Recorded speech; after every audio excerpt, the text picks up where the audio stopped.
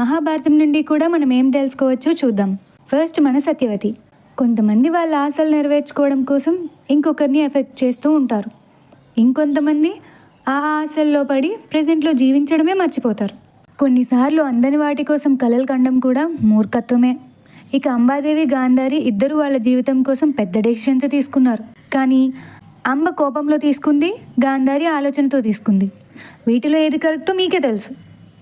ధృతరాష్ట్రుడి లోపం విషయానికి వస్తే కొంతమందికి డిజబిలిటీ ఉండొచ్చు, కొంతమందికి జుట్టు తక్కువ ఉండొచ్చు, కొంతమందికి చదివింది గుర్తుండకపోవచ్చు, ఇంకొంతమంది పొట్టిగా ఉండొచ్చు, పొడుగ్గా ఉండొచ్చు, నల్లగా ఉండొచ్చు, ఎక్సెట్రా. కానీ అసలు లోపమే లేని వాళ్ళు ఉంటారంటారా? లోపం దేవుడిస్తాడు, కానీ లిమిట్స్ మనమే డిసైడ్ చేసుకోవాలి. ఇక్కడే ఆగిపోవాలా లేదా వాటిని దాటి చూపించాలా అని. ఇంకా కుంతి గురించి మాట్లాడితే తప్పులందరూ చేస్తారు, కానీ దానిని ఒప్పుకొని సరిదిద్దుకోలేకపోతే జీవితాంతం దానివల్ల బాధపడుతూనే ఉండాలి. ఇంకా మోస్ట్ ఇంపార్టెంట్ శకుని.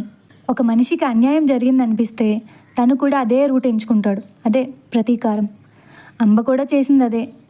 దానివల్ల వచ్చిన ప్రాబ్లమ్స్ పక్కన పెడితే ఉన్న ప్రశాంతతని కూడా కోల్పోయారు.